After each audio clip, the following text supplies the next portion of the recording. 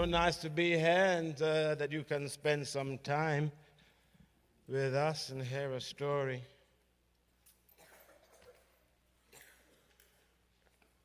So I just tap a little Morse code.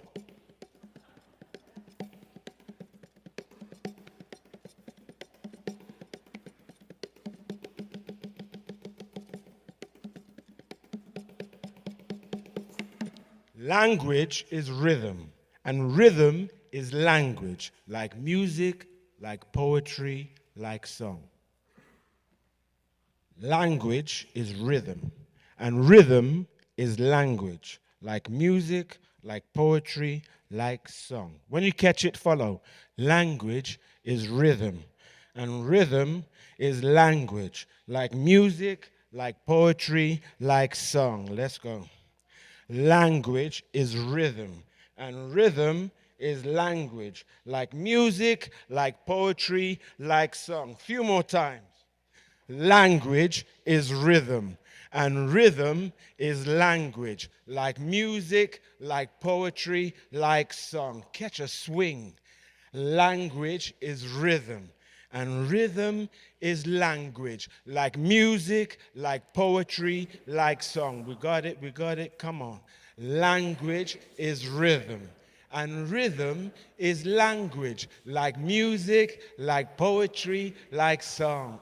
Sign in as well. Language is rhythm, and rhythm is language, like music, like poetry, like song. I leave it to you. Let's go.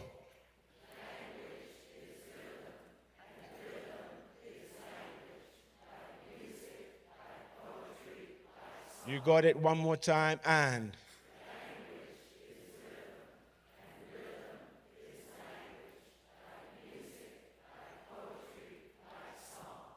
in the music, and in the poetry, and in the song, there is always the story. And the story is once upon a time.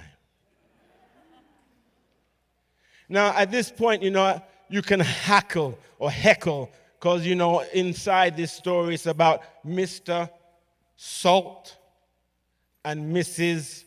Sugar. Mr. Salt and Mrs. Sugar. Tell me, what do you feel is the nature of Mr. Salt? What's he like? Hackle me. Tell me something. He's salty. He's acrid. He's grumpy.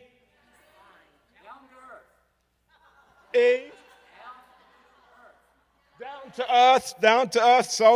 So he is. So if Mr. Salt is a bit like this, the salt of the earth, what is Mrs. Sugar like? Oh, tell me something more about Mrs. Sugar. She's kind. Yeah, that's right. She tastes good in coffee. She's fine. You know what? Mr. Salt and Mrs. Sugar, they live together in a salt house. Mr. Salt is the salt of the earth. If he could change, he would. Mr. Salt, for the life of him, sometimes, he does not process the thoughts of his words, and they just come out as they please. Mr. Salt one day has put something down, and for the life of him, he cannot remember where he put it. Mr. Salt, he's looking high, he's looking low, he's looking roundabout, he's looking in the place where he looked before that he's looking now. He's looking everywhere, and still he cannot find the thing of which he has put somewhere, and he does not know where. Mr. Salt feels this heat of anger and frustration in the bowels of his belly. Mr. Salt, he's looking again and again and again and again, and still he cannot find this thing, and that anguish rises up into the middle of his chest. And Mr. Salt, he's looking high and low and low and high, and he's frustrated. He knows Maybe Mrs. Sugar's touched my things, misplaced them, and now I can't find them. And Mr. Salt feels the sense of the anger rising up inside of his throat. And Mr. Salt, he wants to tell Mrs. Sugar something. He says to Mrs. Sugar, without the thought of his mind, Mrs. Sugar, you're always moving my things. I put them there, you put them over there. You're always tidying up after me. Now I can't find what I'm looking for. I do not think that you and I can live together. It's time that you pack your bags and find somewhere else to live. Mrs. Sugar, she's sweet. She never say no. She always fall to the aid of her husband. She looks at him and she asks, surely you do not mean what you say. You say what you say in jest. But Mr. Salt is the salt of the earth. He stands there with his back to her and he says, you're moving my things and now I can't find it. You and I cannot live together. Find somewhere else to live. Mrs. Sugar looks at Mr. Salt and she queries him again. You don't really mean what you say? And he stands with his back to her. Of course you've heard me, and I've said it twice. We cannot live together. She goes into her room. She finds a hodl bag. She puts a few things in that bag, and now she stands by the door. She looks at Mr. Salt. She says to Mr. Salt, Mr. Salt, I'm about to leave now.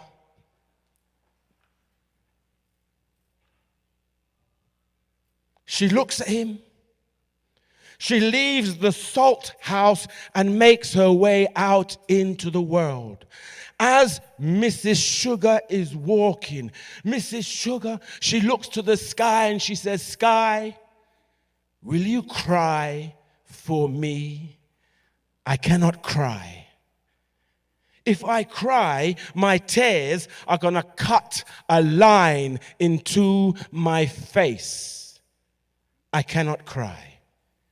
Sky, will you cry for me? She walks up ahead. Up ahead, she can see a disused house, empty. Mrs. Sugar, she starts to make her way into that empty house. She puts down the hodl of her bag. She rests there by the mouth of the door. She looks to the sky. And she can see what was blue, clouds, pastel, now turns gray. And those gray clouds now turn thick and dark. And those thick, dark clouds now come and hang over the house of which she now sits in. And Mrs. Sugar, she can feel pitter, patter, patter, pitter, pitter, patter, patter, pitter, pitter, patter, patter, pitter, pitter, patter, patter, pitter, pitter, patter, patter, pitter, pitter, patter. There's a monsoon. Rain is falling. Rain is gushing down. Rain is coming down, and she sits in an upside down, strange-looking, sugar-bowled house.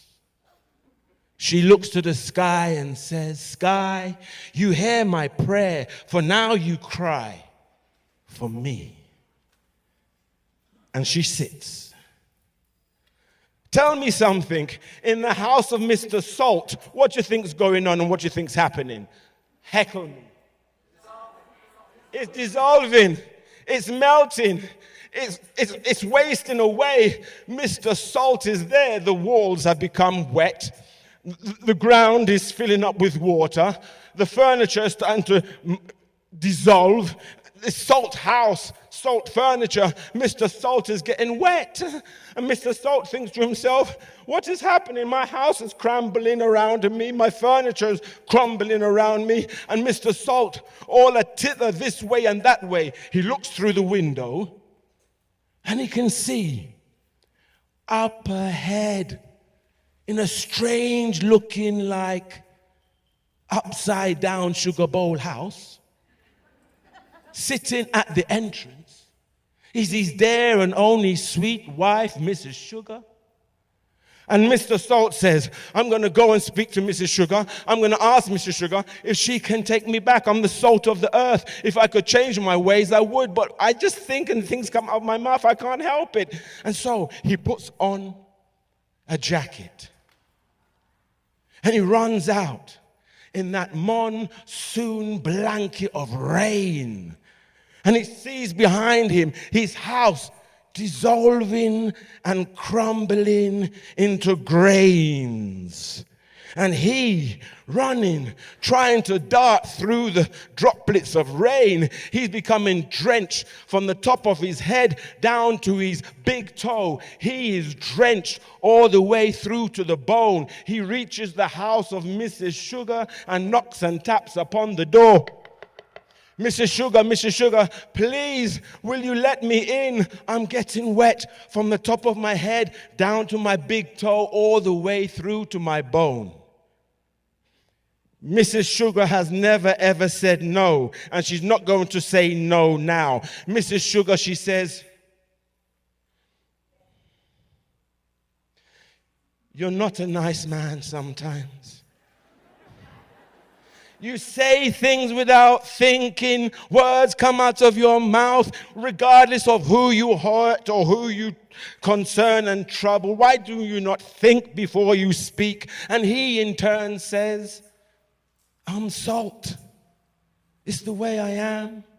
If I could change my ways, I would. But please, Mrs. Sugar, I'm getting wet from the top of my head down to my big toe, all the way through to my bone. Please, will you let me in? Mrs. Sugar, she's not about to say no. She says,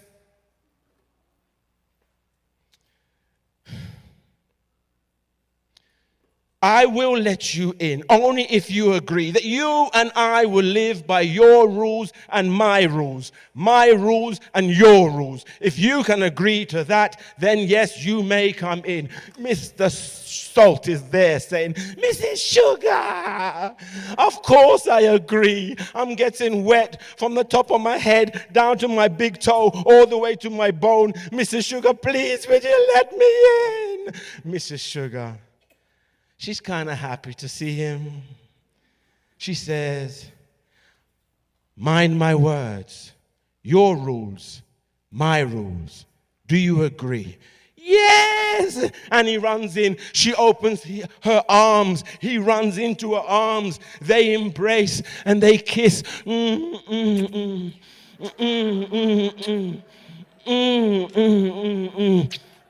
Yeah, it's a bit elongate, I understand. But anyway, after a while, the kiss has gone on a bit too far. She opens her eyes wide. He opens his eyes wider. She puts her hands upon his shoulder and tries to push him away. He puts his hand on her shoulder and tries to push her away. And then she tells him, stop, wait, stop. Mr. Salt, you are wet from the top of your head down to your big toe, all the way through to your bone, and now we are stuck at the lips.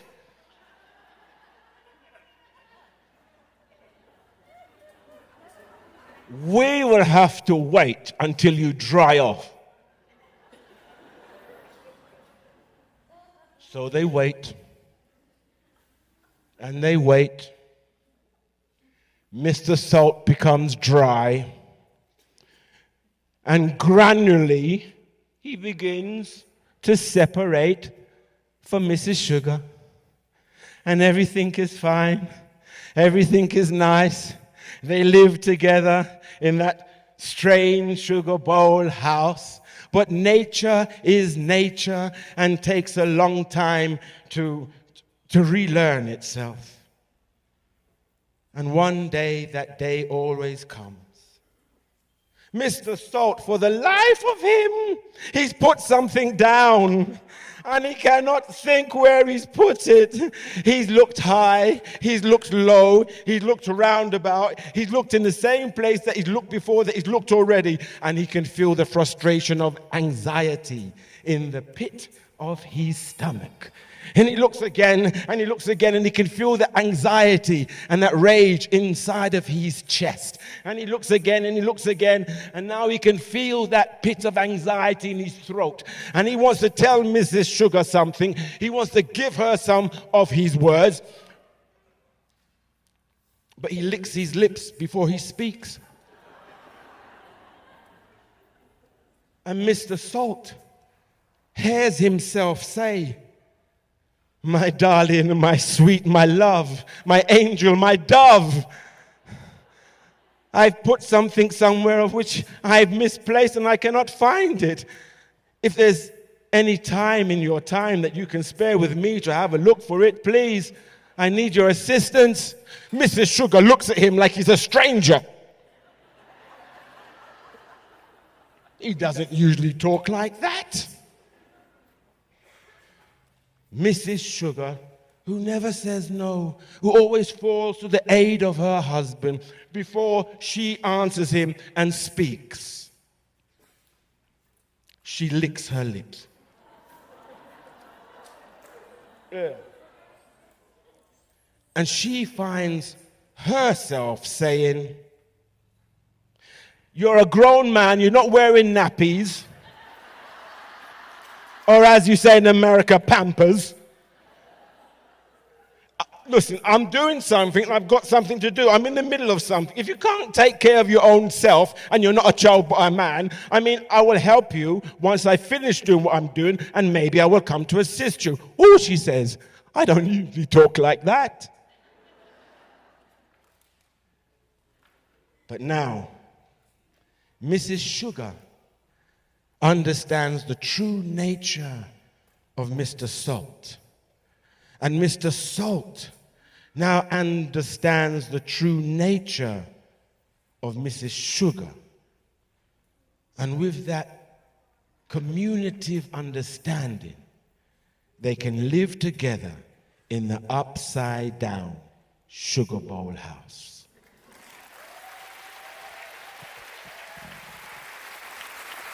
Thank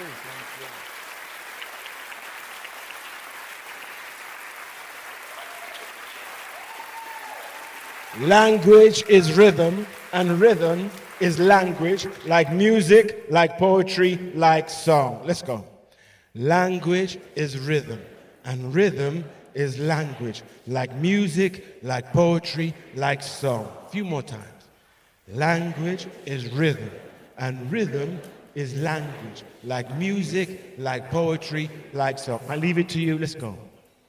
Language is rhythm, and rhythm is language, like music, like poetry, like song. Last time. Let's go. Language is rhythm, and rhythm is language, like music, like poetry, like song. And in the music, and in the poetry, and in the song, there is the story. And the story is always,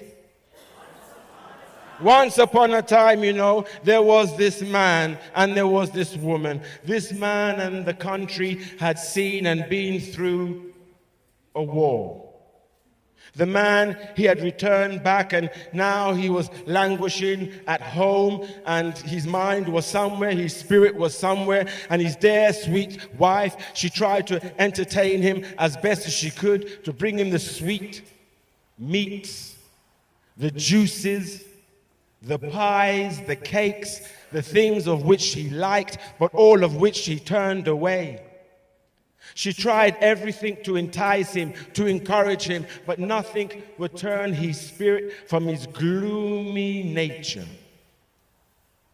She thought that she should go and seek some guidance. So she heard of a wise elder who lived up on the side of a mountain in a cave, a holy man. In deep meditation, she went to see him, and she said, "Holy man, is there some way that you can give me an amulet? Is there some way that you can give me a potion, something that I can give to my husband so that he may recognize me? Holy man asked. People in the world think that things can be cured by potions and lotions. What is it you need this for? She explains her story about her husband, how his spirit is no longer with her, but his mind is somewhere else. Holy man looks upon her and says, okay, I'll help you. If you can bring me the whisker from a live, living tiger, then maybe I can make your amulet or your potion and things would be good. She asks him, how am I going to get a whisker from a live, living tiger? And he in turn says, well, if you want the amulet, if you want the potion, get me the ingredient. And she goes back to her village. She's thinking to herself, what shall I do? How shall I do this thing? She inquires thereabout that in the neighborhood, there is a tiger's lair up there in the mountainside. That night, she cooks a stew.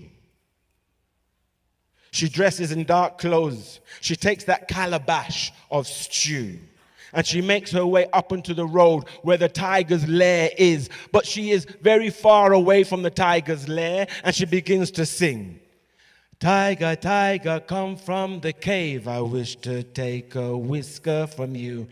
Tiger, tiger, come from the cave. I wish to take a whisker from you. Before you know it, the night has passed. She sang all night. The sun's about to rise. And she makes her way back home. She throws out the stew to the chickens and to the goats, and they consume it and eat. And she goes about her day. That night, she makes a new stew. She finds herself once again on the road leading towards the tiger's lair, but she makes a few steps closer towards the lair, and she sings, tiger, tiger, come from the cave. I wish to take a whisker from you. Tiger, tiger, come from the cave. I wish to take a whisker from you. She sings all night. The morning's about to rise. She goes back home. She throws out the stew. She goes about her day.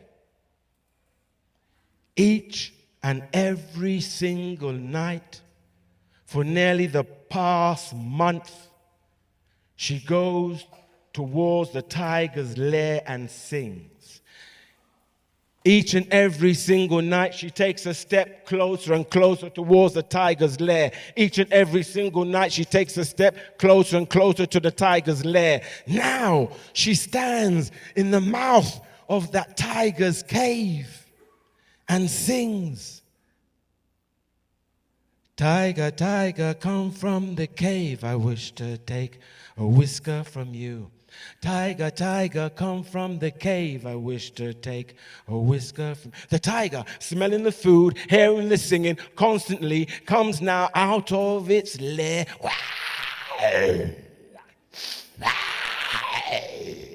The tiger looks at the woman. The calabash of bowl is there in her hand. She sees this beast before her, a man or woman eating beast. It's there. She looks at the tiger. She says, tiger, I mean you no harm. I brought you some stew. All I wish for is just a whisker. If you will allow me to take a whisker, I shall come back and leave you food from time to time, but allow me to do this. The tiger smells the food, and with his gentle eyes, he looks at the woman, he looks at the calabash, he looks at the woman, he smells the stew. Ah, yes, my friend. Yes, my dear. Yes, my friend. And when the tiger has licked the calabash clean, she says, tiger, may I take a whisker? The tiger, full of food, his eyes gentle, she holds that coarse, thick whisker, and she pulls it out, and the tiger winches, but seems to be approval that she can go with that whisker. She takes that whisker. She leaves the tiger's lair. She makes her way down and across into the other valley. She goes up into the cave. She sees the holy man. Holy man, I have the tiger's whisker. He looks at it. He checks it and says, yes, I can see it's a tiger's whisker. It's coarse, still has a follicle on it. Yes, it's true, yeah. He throws it into the fire, and the fire consumes the whisker. And the woman says to the holy man, what are you doing? I needed that whisker for the potion, for the amulet. Why did you consume it in the flames? And he asks her, how did you manage to get a whisker from a live, living tiger? She reveals the story. And then he tells her, listen, don't you understand? It was just a ruse. You are the potion. You are the amulet. You have the power. Surely when men and women go to war, they see terrible things. Your husband's mind and spirit is elsewhere. But as you have been able to overcome a man-eating beast, then surely with the patience, you will be able to win back the love and the confidence of your husband. Go back to your village. Remember this. You are the potion. You are the amulet. And you have the power. And with this, she turns away.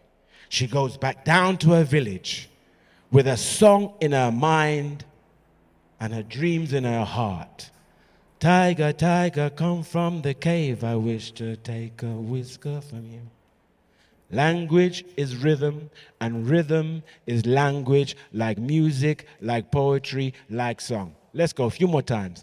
Language is rhythm, and rhythm is language, like music, like poetry, like song. I'll leave it to you.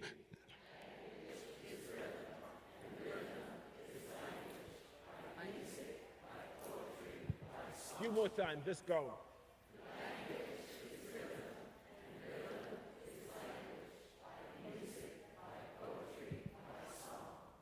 And in the music, and in the poetry, and in the song, there is always the story. And the story is, as I leave, I just send out a Morse code.